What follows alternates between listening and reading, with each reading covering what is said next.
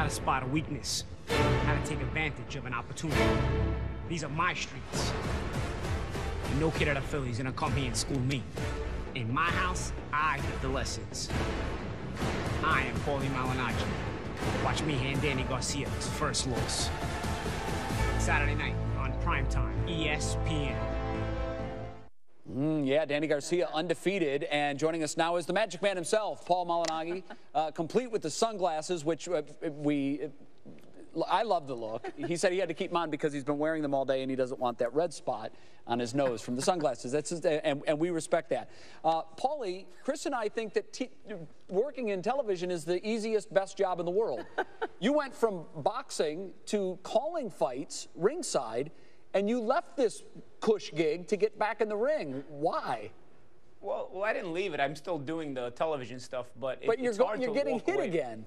Yeah. You know what it is, man? It's just hard to walk away. You know, I feel like being a fighter is my identity. You know, and I feel like I could still compete at a high level. Once, you know, if I said to myself, I cannot compete at the highest level of the sport anymore, then I would say, you know what? I have this cushy job here. Let me just walk out into the sunset and keep that job. But I still feel like I can compete at the highest level of the sport, and that's really where the adrenaline comes in from. Once you competed at the highest level of the sport, at the world championship level, it's hard to walk away from when you still feel you got it. And I'm training in the gym, and I still feel I got it, and I'm here to prove that.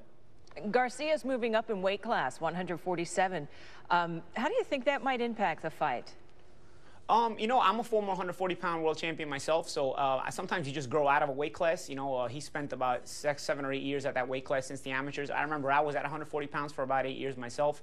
And so it's kind of a progression you make sometimes. You just kind of, your body fills out, it matures a little more as you get older, and you kind of grow out of the weight class. So I think, based on the experience that I had when I moved to the welterweight division, it'll probably help him and he'll feel better. You know, not that it's going to help him against me, because I feel like my style is going to be kryptonite for him. But regardless, I think overall he'll feel better at 147 pounds. I can remember the exact same feeling when I moved up from 140 to 147 pounds, and just feeling like my body had oxygenated a little bit and was able to keep a little more energy. You're 13-3 over your career when you fight in New York. So how much of an advantage do you feel that you will have Saturday night because you're fighting where you love to fight?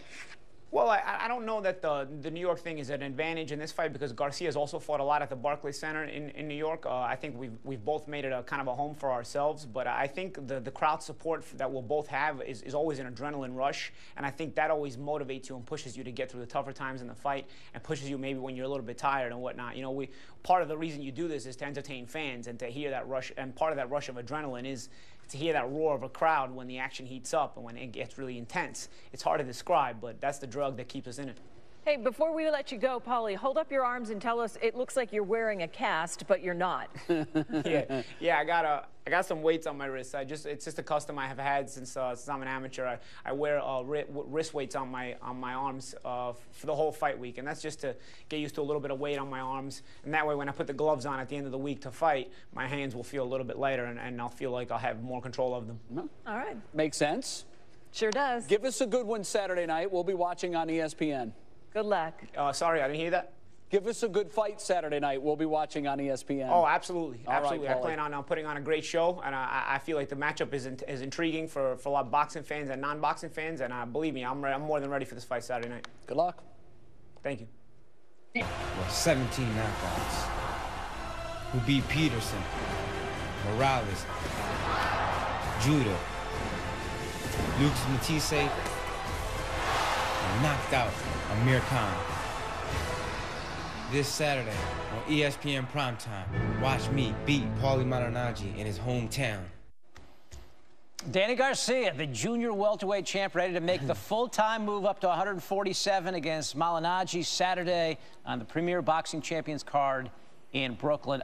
Danny, first of all, what was it like for you trying to make weight and then fight at that lower weight? You know, I was a champion at 140. You know, I had 5 title defenses at 140.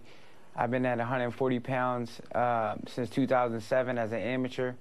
And, you know, my body was just, you know, I just couldn't make the weight anymore. I didn't feel strong anymore. And I feel it was time for me to move up to the 147-pound weight class, where I'm going to be a lot faster, a lot stronger. And the people will see that Saturday night. How is this change at getting a little extra weight? How is it? Do you think it's going to help you in the ring on Saturday? Yeah, I know it's going to help me for sure. I'm going to be a lot stronger. I've been feeling a lot stronger during training, you know, during running, during conditioning, during sparring. So everything's just been going great during training camp, and I believe it will show Saturday night. Hey, I used to be a wrestler. Anytime I made weight, I would immediately go for a sack of food and start eating. What's the first thing you do after you make weight? The first thing I do all the time, I go eat steak and asparagus. It's my favorite. I've been doing it my whole career. So, some nice steak, medium well, and some asparagus. How much weight do you put on between the weigh-in and when you actually get in the ring for the fight? I believe I put on about, I should be going into the fight about 154 pounds. So I say about 7 pounds, 8 pounds the most. I never gained more than 8 to 10 pounds. What is the scouting report now on Malignaggi? You know, I just got to go in there and be smart, be Danny Garcia. I got to keep my hands up, use the jab. You know, I'm faster than him. I'm younger than him. I'm stronger than him. And I just have to go in there and be explosive and use my youth. Well, what does he do well in the ring? I mean, if you're faster and stronger and smarter, what does he have? You know, he's a two-divisional world champion. You know, he's a former 140-pound world champion, former 147-pound world champion. So he's an experienced fighter. He's been there before. He's crafty. He's a veteran. I believe he will go in there and try to use his jab, use his movement. But, you know, we train hard, and we're ready for whatever he brings to the table. Danny, when you hit a guy clean with a big left hook like you did with Eric Morales in 2012, where you knocked him through the ropes, what is that sensation like? Oh, man, when I land that left hook, I could feel it. It just goes through my shoulder, all the way up through my shoulder.